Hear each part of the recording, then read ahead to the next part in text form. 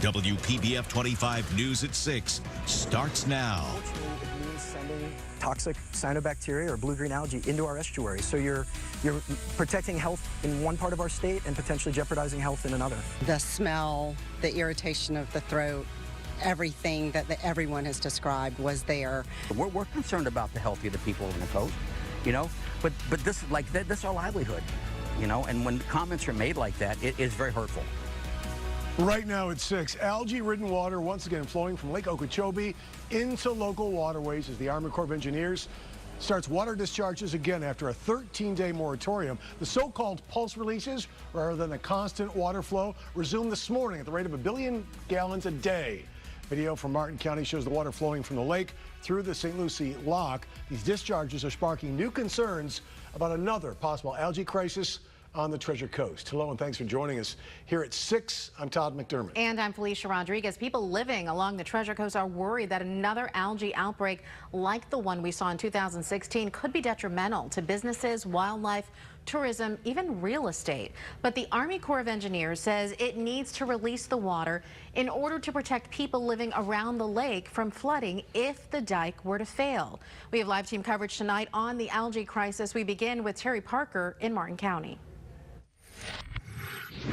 The floodgates here are open. Billions of cubic feet of water rushing east right now, much of it laden with algae. We went out to Lake Okeechobee today to see where that algae formation begins. And we also talked to an Okeechobee County commissioner who says they've got their own side of the story and they're not to blame for the toxic algae problems. This is how Lake Okeechobee looks with the floodgates open. You can see from Skydrone 25 the bright green algae moving from the dam into this canal that goes east, carrying the blue-green algae with it. And coming here to the St. Lucie Lock and Dam, where floodgates are open for the first time in 2 weeks. The Army Corps is releasing 1,800 cubic feet of water per second. That's 1.2 billion cubic feet per day. And along with it comes the algae. For many who live on the rivers and waterways on the coast decimated by toxic algae blooms 2 years ago, these algae-laden releases seem disastrous. People are very sensitive about that because people out in Okeechobee are very conscious about this lake because for a large portion of it, it's our bread and butter. Okeechobee Commissioner Bryant Culpepper says Lake Okeechobee or the people who make their living off the lake are not to blame when it comes to toxic algae. He says when the dams are closed, the water in the lake heats up and with no movement, algae forms. When you get the lake and that wind blowing from the west, from the northwest, it pushes it right to this side where these locks are. The Corps says it has to open the dams to lower the level of the lake to prevent possible catastrophic flooding if the dike breaks. Culpepper agrees.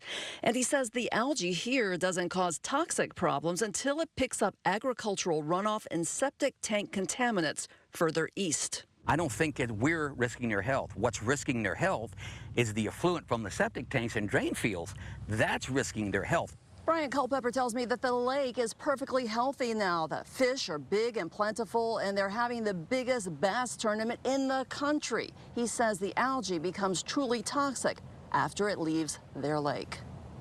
Terry Parker, WPBF 25 News. Terry, thank you. Disturbing images from Florida's west coast shows dead ducks floating in algae-coated waterways. These are photos from Cape Coral.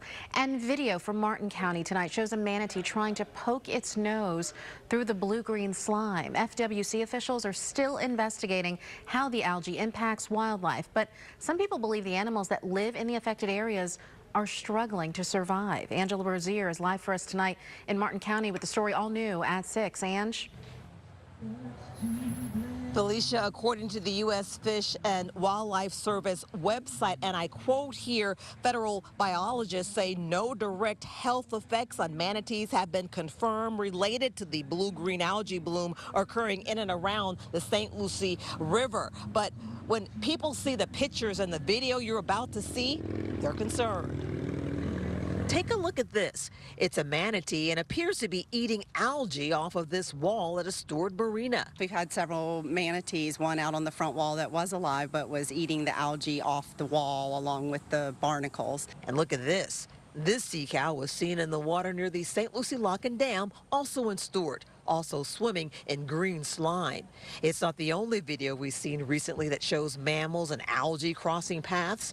Unfortunately, these ducks were spotted floating in the algae on the west coast of Florida in Cape Coral. We reached out to officials with the Florida Fish and Wildlife Conservation Commission to find out how blue-green algae is impacting marine life. FWC officials released a statement which in part reads, "We are monitoring reports for affected wildlife and are responding to reports of fish kills and or sick or dead wildlife in both fresh and marine waters." FWC officials would also like to get the public's help by participating in their water sampling program and hopefully allowing them to increase their sample coverage. Samples that might help wildlife officials figure out the role concerning algae blooms and wildlife. And FWC officials also say if you see a sick, injured, or dead manatee to call their wildlife alert hotline. Reporting live in Stewart, Angela Rozier, WPBF 25 News. Angela, thank you for that. Right now, the water level in Lake Okeechobee is about 14.5 feet. The Army Corps of Engineers likes to keep the level between 12.5 feet and 15.5 feet during the Atlantic hurricane season, which does not end until November. And at a certain point, the water has to be released to protect the strength of the very old dike that's around Lake O to reduce the flood risk. That dike, the Herbert Hoover Dike, was built after flooding unleashed by two catastrophic hurricanes, killed thousands of people in the 1920s. The 1928 Okeechobee hurricane, as it's known, dropped more than 18 inches of rain on South Florida in less than 24 hours. 140-mile-an-hour winds caused storm surge to overflow a smaller dike that had to be built at the south end of the lake. Belle Glade, Pahokee, South Bay, and other surrounding communities were flooded.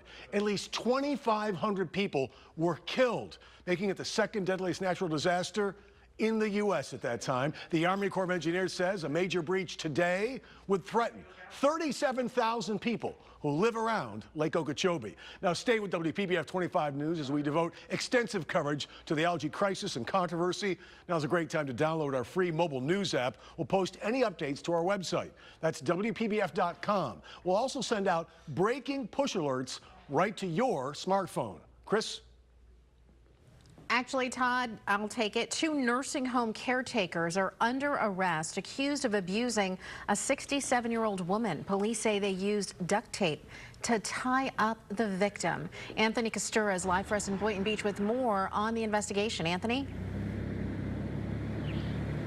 Well, right now, the director at the Regal facility, the assisted living facility, says that they are cooperating fully with investigators. This as the two women in question are sitting behind bars tonight. Ms. Williams is also charged with false imprisonment and elderly abuse.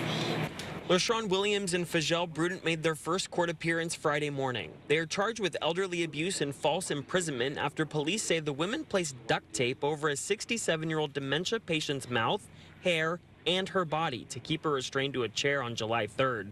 Neighbors like Ella Estima can't even fathom the allegations. And duct taping the woman, you know? Poor thing, poor woman. The police report shows the tape was only removed to give the victim sleeping pills, saying Brudent, quote, tied the victim because she was frustrated about the victim's inability to stay quiet as Williams watched. Police say the victim was not alert at the time of the incident. You duct taped a woman who needs help and assistance. I mean, it really breaks my heart. Boynton Beach police are still investigating alongside the Florida Department of Children and Families. The facilities director says they too are conducting an internal investigation and cooperating with police. We're doing everything that we can to protect them. Now, there is a third person listed in that police report. No word yet, though, if they'll be facing any charges. Reporting from Boynton Beach tonight, I'm Anthony Costura, WPBF 25 News. And a good Friday evening. Everything is good to go. We've got a mostly clear sky here across the area, but temperatures are still on the hot side. 89 currently in Jupiter with a nice little easterly breeze at around 7 to 10 miles per hour. So that 89 feels closer to 98 on the skin. Right now, live first alert Doppler radar. Coast is clear, literally. We go in towards our inland communities from Okeechobee back towards Belle Glade, where the showers and storms are now beginning to move in towards the southern rim of Lake Okeechobee. So heads up around Pahokee back towards Belle Glade. you do have a shield of some heavy downpours headed your direction. And as we widen the shot, you can see most of the big-time showers and storms across Florida's west coast. Numbers in your neighborhood: 88 degrees Port St. Lucie, 91 Royal Palm, 89 currently in towards Lake Worth. And as we take a live look outside in Jupiter, everything looks good around the coast. Your Friday evening plans look great. No issues there. Rain chances 0. Partly cloudy skies and mild. What about tomorrow? Do we pick up the rain chances? And on Sunday, got a little something to watch. Take a look at that in South Florida's most accurate forecast in just a few minutes. Chris, thank you. Jury finds a Palm Beach County Sheriff's deputy guilty of attempted sexual battery. Investigators say in 2016, Jason Nebergall was responding to a disturbance call as a deputy from a woman who was having problems with her landlord. Investigators say Nebergall showed up at the woman's house a second time that night and groped her. Nebergall's attorney did not comment on his client's conviction today. A sentencing hearing is scheduled for August 1st. New at 6, a judge denies bond for a woman charged in a firebomb attack in West Palm Beach. Detectives say LaToya Fleming threw a brick and 2 other objects that were on fire into her estranged husband's car. Everyone inside the car escaped unharmed. Police are still searching for Fleming's accomplice. A grandmother with ties to Palm Beach County has been found dead in Georgia. Deanna Shire's body was found in Georgia, about 35 miles north of Tallahassee. She was reported missing nearly 2 weeks ago. She has family in the Jupiter area. Police believe a 47-year-old man named Robert Carter may know something about her death, but he has not been arrested. A comforter that was missing from Shire's home was found on Carter's property. Some of her jewelry was also at the scene. In Wellington, paramedics rushed a man to the hospital after he suffered an electrical shock while working on power lines. It happened near Lake Worth Road and South Shore Boulevard. Right now, we're still working to get more information on his medical condition. And Governor Rick Scott taking executive action now after a new law that was passed by the legislature and signed by the governor sparked confusion over beach access all over Florida. The law, which went into effect July 1st, gives more rights to private beach owners to stop public beachgoers from using the beach. Our co-anchor Tiffany Kenny in the studio now with more on what the executive order actually means. Tiff? Well, Todd, we first told you about this issue in my special report that aired in May. Yesterday, Governor Scott signed an executive order to try to clear up some of the confusion. He wants people to understand that this new law does not make all public beaches private. Here's how it works. In Florida, many homeowners own the dry sand down to the average high water line. The law basically just spells out the process that local governments have to follow in order to allow public access to those private beaches, pretty much making it easier for private beach owners to kick you off their properties. But some people still believe the law restricts their access to beaches across the state. The governor is directing the Florida Department of Environmental Protection to establish a website where the public can report any problems with gaining access to public beaches. The agency must review those complaints and issue a report to lawmakers. The DEP will also serve as a liaison between the public and local governments about how the law should be implemented. The governor also ordered agencies under his direction not to implement any rules restricting access to public beaches unless it is for safety reasons. Todd? Tiffany, thank you. Next, police foil a South Florida man's plan to burn down his entire condo complex. What detectives found when they arrested the suspect. Plus, the Florida pastor accused of taking pictures up a woman's dress. You're watching WPBF 25 News at 6. New at 6, a Miami Beach man under arrest accused of trying to burn down his condo building. Police say they got a tip about Walter Stolper's intentions. A resident at that condo complex told detectives Stolper was planning to pour gasoline down the drain line of the building, ignite it, and then padlock the building's fire hoses to prevent firefighters from knocking out the flames. Detectives later found Stolper in the parking garage of the building, pushing 2 gas-filled containers in a shopping cart. They found 8 more containers with gas in the garbage chute dumpster. According to an arrest report, Stolper told them he bought the gas to make a small barbecue. A former church pastor in Deltona is accused of taking pictures up a woman's dress. 31-year-old Brian Kenyon was arrested on a warrant yesterday and booked into the Volusia County Jail on a charge of video voyeurism. As Claire Metz reports now, the woman who says she's the victim is a member of the church. No one was at the Church of Christ on Providence Boulevard, and no one returned phone calls. The suspect and former pastor, Brian Kenyon Jr., was removed from this position shortly after the allegation was made April 8th. His Deltona home is vacant and for sale. Neighbors haven't seen him, his wife, and young children in a while. Deputies say the victim, a female congregant, was watching then Pastor Kenyon's children for him during a Sunday service and met him in his office afterward.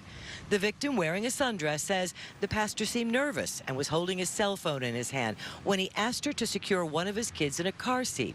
She says she knelt down, and according to the report, she felt skin touch her leg and exclaimed, "Whoa."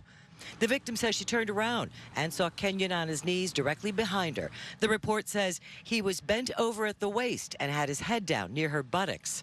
She observed Brian was holding a cell phone and there was a red light on his cell phone. Deputies say the victim was certain she'd been violated, and after discussing it later with her husband, the couple, along with other church members, met with the then pastor. Kenyon initially denied he took pictures under the victim's dress, but then allegedly said he used bad judgment and had a pornography problem. At a second meeting days later, Kenyon allegedly admitted he took a picture but deleted it. According to the report, Kenyon said a dark moment came over him and he thought he could get away with it. That was Claire Metz reporting.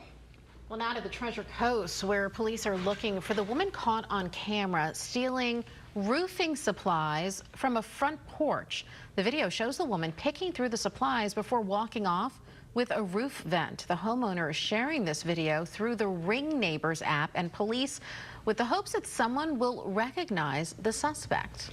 The Indian River County School District is making some drastic changes to the dress code for students. The changes affect 3 schools: Sebastian River Middle School, Sebastian River High School, and Vero Beach High School. Students can no longer wear clothing or accessories with words or graphics of any kind aside from school-approved clubs. Any prints or logos can't be any larger than 2 inches. Leggings and jeggings are banned. Chris, no jeggings. And no jorts probably either, right? All right.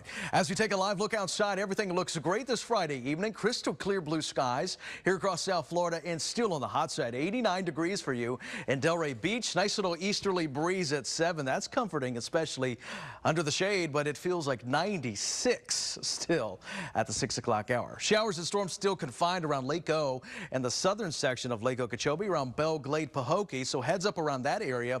You got some heavy downpours that are headed in your general direction.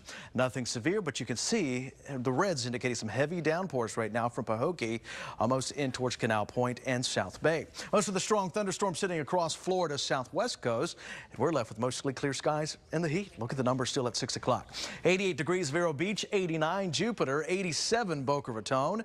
And as we look at your hour-by-hour planner this Friday evening, no issues, no need for the umbrella.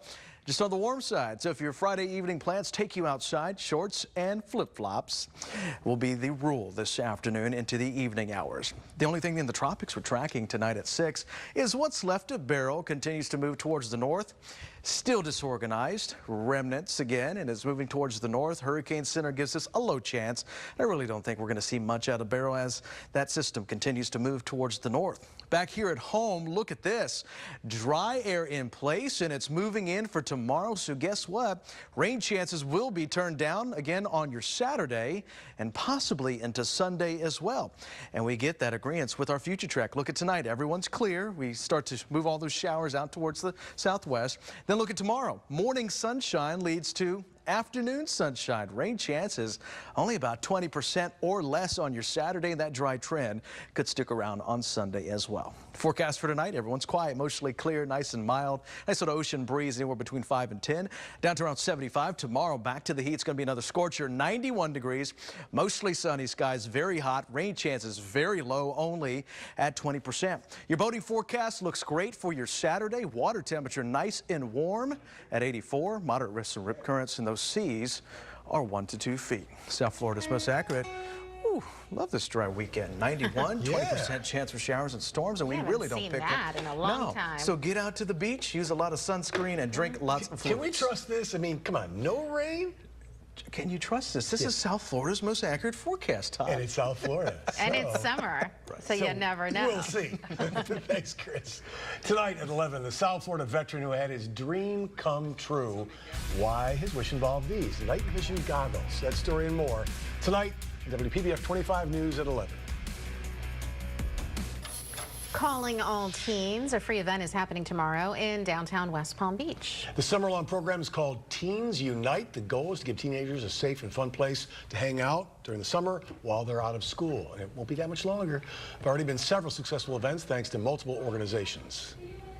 We have a whole lot of activities. We have music. Teens love music, so we have a local DJ there, Digital Vibes, but we also have open gym where the young men can play basketball. We have a game bus, the Norton Museum of the Arts. They come in and provide activities, artistic activities, and we feed them. And we feed them. That's Teenagers good. need to be fed. Here are details for you. Teens Unite begins tomorrow night at 7 o'clock at the Salvation Army on Rosemary Road in West Palm Beach. It's free if you're 12 to 18 years old. Sounds like a lot of fun. And new at 6, the Jensen Beach Causeway will be closed until tomorrow because of an event. The Martin Health Foundation is hosting its annual Goombay Bash. The closure includes Jensen Beach Causeway Park, boat ramps, and pavilions. It will reopen tomorrow at midnight. Tonight, after the chaos created on the world stage, President Trump drawing new protests overseas. Now, America waits to see what happens when he comes face-to-face with Vladimir Putin. World News Tonight with David Mueller, America's most watched newscast. You all worked hard this week, so you get a dry weekend. You get a dry weekend, and you get a dry weekend. Because you deserve it. Kind of like quoting Oprah, but not. We'll see you at 11. Have a great night. World News is next.